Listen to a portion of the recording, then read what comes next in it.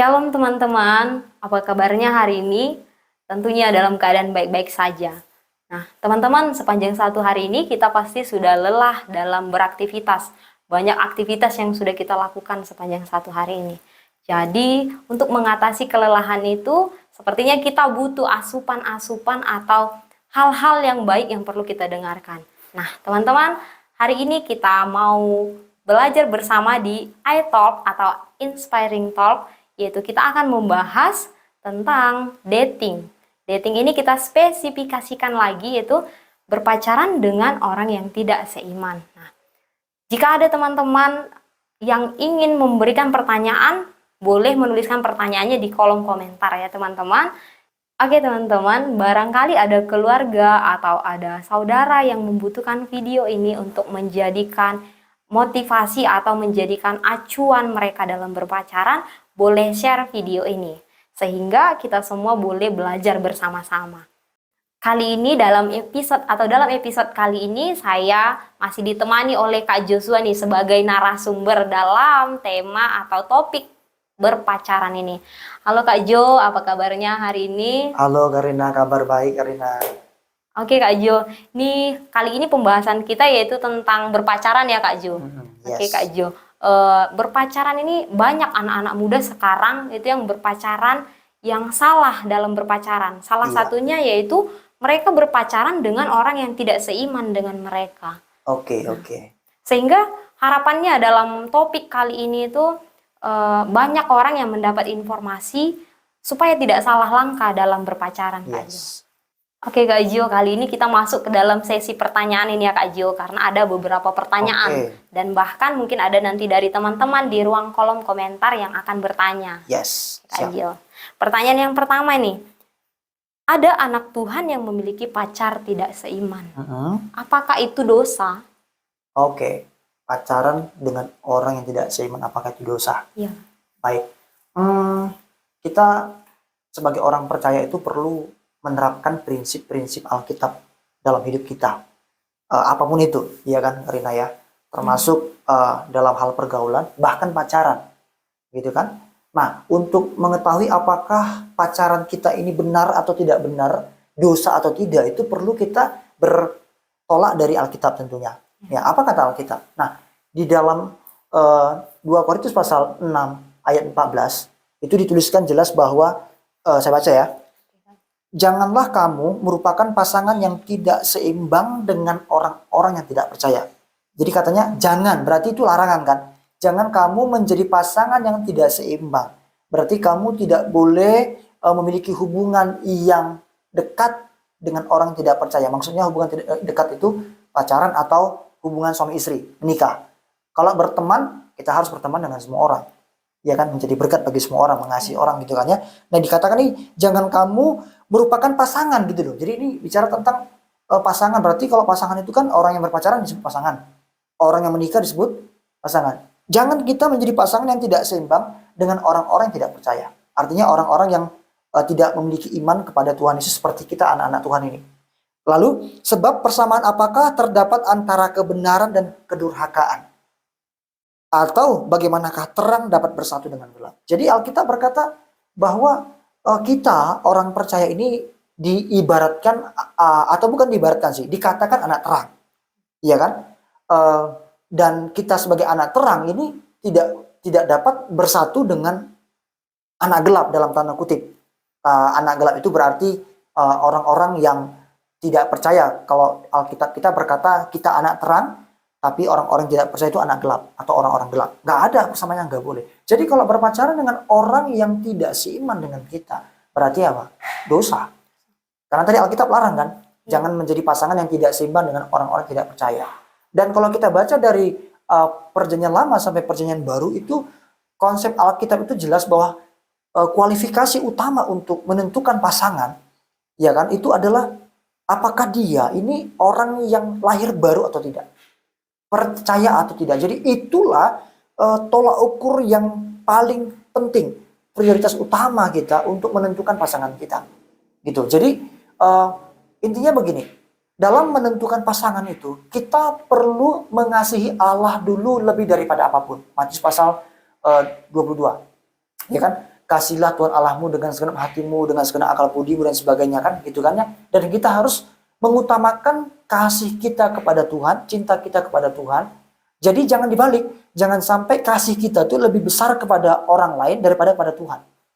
Kalau orang nekat memilih pasangan yang tidak seiman, berarti kasihnya lebih besar kepada Tuhan atau kepada pasangannya? Pasangan kan? Iya. Karena buktinya dia sampai mau mengabaikan firman Tuhan karena katanya aku mencintai dia, ya kan? Padahal Alkitab larang jangan berpacaran dengan orang atau menikah dengan orang tidak seiman, tapi dia nekat alasan aku mencintai dia. Berarti cintanya lebih besar kepada pasangannya, dan cinta kita yang kita berikan lebih besar daripada Tuhan, maka itu dikatakan penyembahan berhala. Galatia pasal 5 jelas mengatakan penyembah berhala tidak layak dalam kerajaan surga. Artinya kalau kita mencintai orang lain, artinya kita rela melanggar firman Tuhan demi cinta kepada orang lain, maka cinta kita salah. Karena cinta kita kepada Tuhan masih jauh di bawah cinta kita kepada orang lain, dan itu dikatakan di Alkitab adalah penyembahan berhala. Jadi dosa tidak? Ya dosa. Itu Karina. Oke Kak Jo, berarti sangat jelas ya, kalau berpacaran dengan orang yang tidak seiman itu adalah dosa. Yes. Jadi jelas ya teman-teman. Jadi buat teman-teman yang punya pasangan atau yang saat ini sedang berpacaran dengan orang yang tidak seiman, boleh dipikir-pikir lagi deh untuk lanjut bagaimana supaya tidak salah langkah. Iya. Oke Kak Jo. Baik Kak Jo, ini kita masuk ke pertanyaan yang kedua ya Kak Jo. Siap. Oke. Bagaimana dengan mereka yang memiliki alasan berpacaran dengan pasangan yang tidak seiman adalah ingin membawa pasangannya kepada Tuhan? Oke. Apakah itu tetap dosa, Kak Jo? Oke. Ini alasan yang paling banyak diutarakan oleh anak-anak Tuhan gitu kan ya. Aku pacaran dengan si A karena aku ingin membawa dia kenal Tuhan. Aku ingin membawa dia ke gereja dan sebagainya. Alasannya rohani banget gitu kan ya. Seperti dia punya misi gitu kan ya. Misi memenangkan jiwa katanya. Sekarang saya tanya begini, apakah kita kalau ingin memenangkan orang, artinya membawa orang kenal Tuhan, harus berpacaran dengan dia? Bagaimana menurut kalian? Menurut saya tidak sih. Tidak, Kak. kan? Itu sama saja kita mengorbankan diri kita. Nanti ke depan kan kita nggak tahu, belum tentu dia yang tertarik ke kita. Barangkali Gambling kita ya, yang jadi ditarik. taruhan gitu kan iya, ya. Apakah kita harus menikah dengan orang tidak seiman supaya orang itu kenal Tuhan? Kan tidak. Gitu kan ya. Karena begini, membuat orang percaya atau tidak percaya itu bukan kita loh. Ya atau tidak? Dan memang iblis itu dia menipu anak-anak muda dengan alasan itu. Dan sebenarnya kan Alkitab jelas mengatakan bahwa orang itu bisa percaya itu karena pekerjaan Roh Kudus kan. Iya kan? Bukan kita loh. Bukan kita yang oke, aku pacaran dengan dia supaya dia menjadi percaya. Kan tidak begitu. Dengan kita berteman saja dengan dia, apakah bisa kita membawa dia kenal Tuhan? Bisa. Kan tak mesti pacaran. Masa kita demi alasan yang kita kita manipulasi seperti itu sampai kita melanggar firman Tuhan. Nah, jadi tetap dosa nggak? Ya, bagi saya dosa, dan dosanya mungkin saya kira ini lebih parah karena dia masih tahu salah tapi dia mencari-cari pembenaran gitu loh. Ini kan orang dalam tanda kutip hampir bebal gitu kan ya. Iya kan? Jadi dia sudah tahu salah tapi dia masih mencari pembelaan gitu kan ya. Alasan rohani, memenangkan jiwa. Ya, jadi dia tetap salah Karina. Jadi teman-teman, kalau saudara masih berpikiran punya alasan seperti itu, maka saudara salah. Saudara menganggap bahwa saudara itu yang membuat orang bisa percaya. Padahal iman itu, percaya itu timbul karena pekerjaan atau karya Roh Kudus dalam diri kita, bukan karena kita, gitu. Oke Kak Jo, berarti mereka atau alasan yang menyatakan bahwa dengan berpacaran orang yang berbeda agama itu memiliki tujuan untuk menarik mereka untuk mengenal Tuhan itu termasuk satu hal yang salah, dan itu jelas tidak dibenarkan. Benar sekali. Oke Kak Jo. Baik Kak Jo, kita masuk ke pertanyaan yang ketiga Kak Jo. Oke. Ini ada pertanyaan yang ketiga. Apa dampak jika berpacaran atau bahkan menikah dengan pasangan yang tidak seiman? Apa dampaknya ya? Iya Kak. Oke. Yang pertama tentu mendukakan hati Tuhan. Why? Karena tadi kan Alkitab melarang, firman Tuhan melarang, Tuhan tidak suka. Berarti kalau kita nekat berarti mendukakan hati Tuhan. Sama seperti kita berbuat dosa, mendukakan hati Tuhan. Meskipun kan seperti Daud, kan dia kan bisa bertobat. Iya.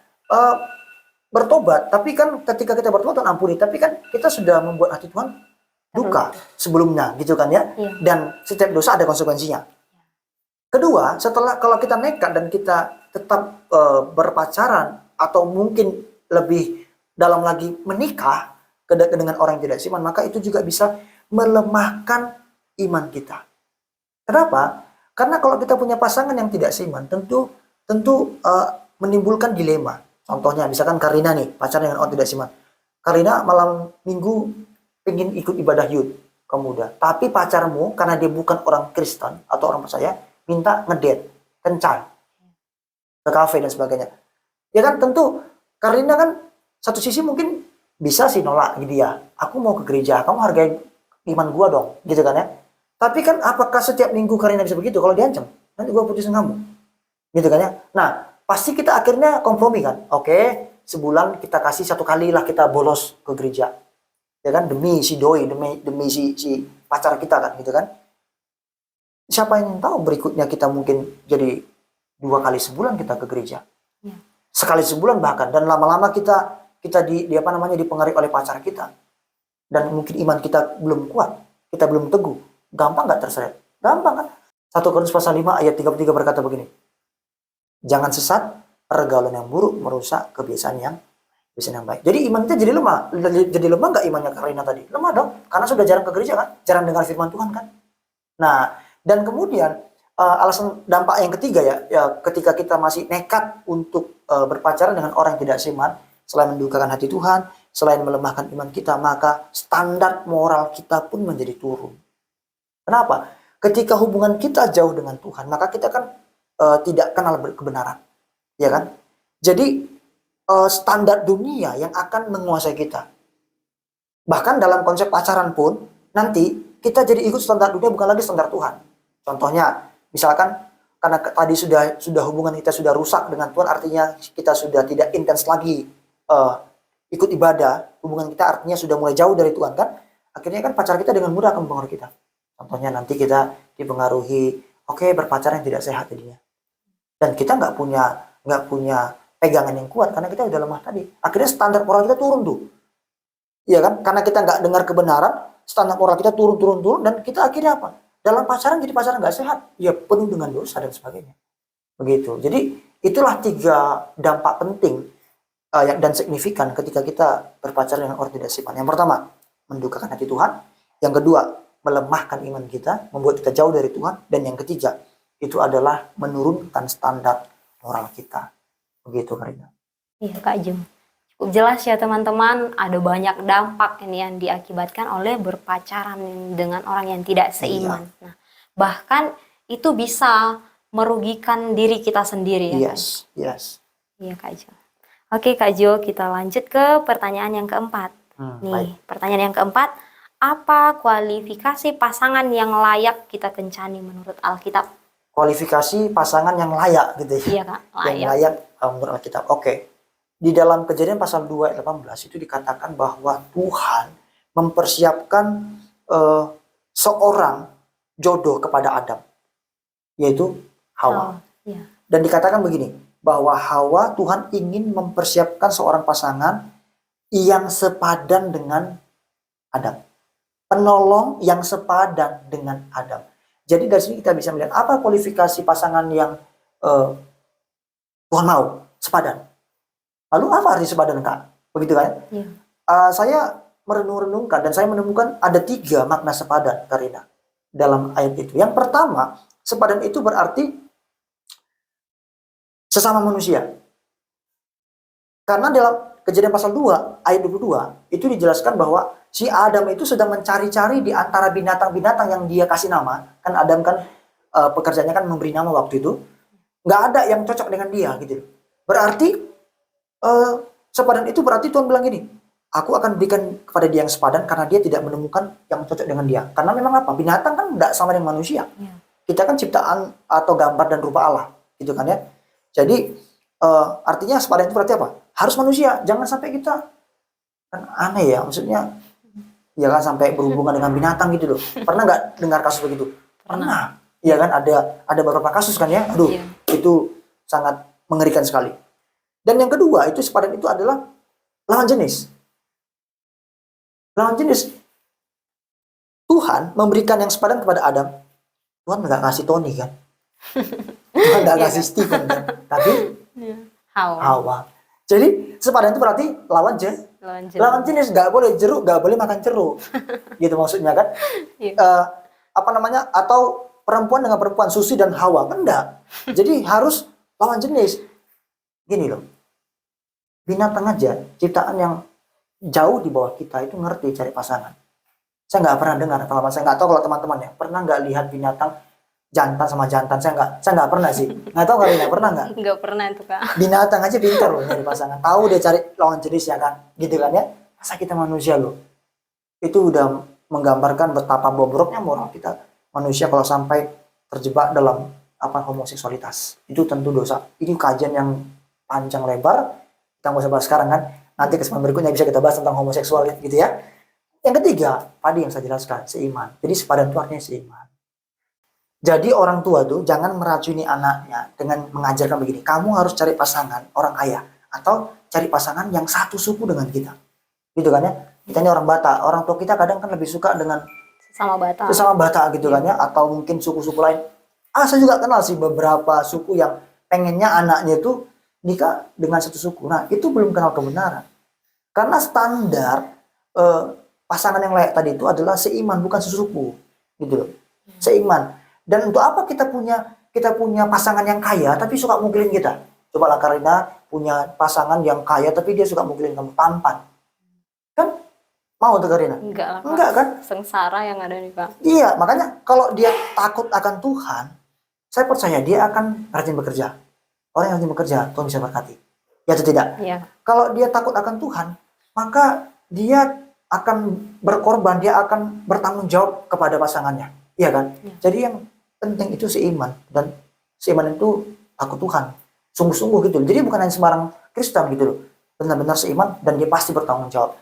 Dan percayalah ketika kita memilih pasangan yang seiman dan dia sungguh-sungguh takut akan Tuhan, nah, hidup keluarga kita akan diberkati oleh Tuhan. Itu kuncinya Karina. Berarti inti dari keseluruhan tentang pembahasan kualifikasi pacar seperti apa yang baik untuk dikencani yaitu sepadan. Sepadan. Sesama manusia, lawan jenis, seiman. Seiman. Iya. Iya Kak. Oke Kak Jo, ini masuk ke pertanyaan yang terakhir nih Kak Jo. Puji Tuhan. Oke, pertanyaannya nih ada, orang seiman seperti apa yang layak kita kencani? Oke, orang seiman seperti apa? Tadi Iya. kan salah satu kualifikasi Kualifikasi, sepadan itu kan seiman ya. Seiman, iya benar Kak. Orang seiman yang pertama itu bukan Kristen KTP. Kristen tanpa pertobatan. Jadi jangan mentang-mentang dia pakai kalung salib gitu kan ya. Lalu kita, ini jodohku, ini orang Kristen. Firman Tuhan mengatakan kita harus cari orang percaya, seiman, ini seiman nih. Dia pakai kalung salib dan dia rajin ke gereja. Kan enggak semua orang yang ke gereja rajin itu orang yang rohani, bertumbuh imannya kan. Iya Kak. Jadi jangan seiman hanya KTP-nya aja Kristen. Kristen tanpa pertobatan. Harus orang-orang yang rindu mengalami pertumbuhan dalam Tuhan. Nah tadi, takut akan Tuhan tadi. Itu yang pertama. Yang kedua itu bukan orang yang malas. Karena Amsal mengatakan bahwa janganlah kita bersama dengan orang yang malas. Apalagi berkencan dengan orang malas. Karena bagaimana keluarga kita kalau kita nanti punya pasangan orang malas?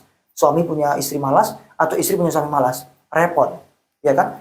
Dan yang ketiga, orang yang seiman langsung itu adalah jangan yang punya temperamen tidak stabil. Artinya suka marah-marah. Ya kan? Suka mukul-mukul dan sebagainya. Alkitab juga berkata jangan kita tuh berteman dengan orang yang lekas marah dan lekas gusar.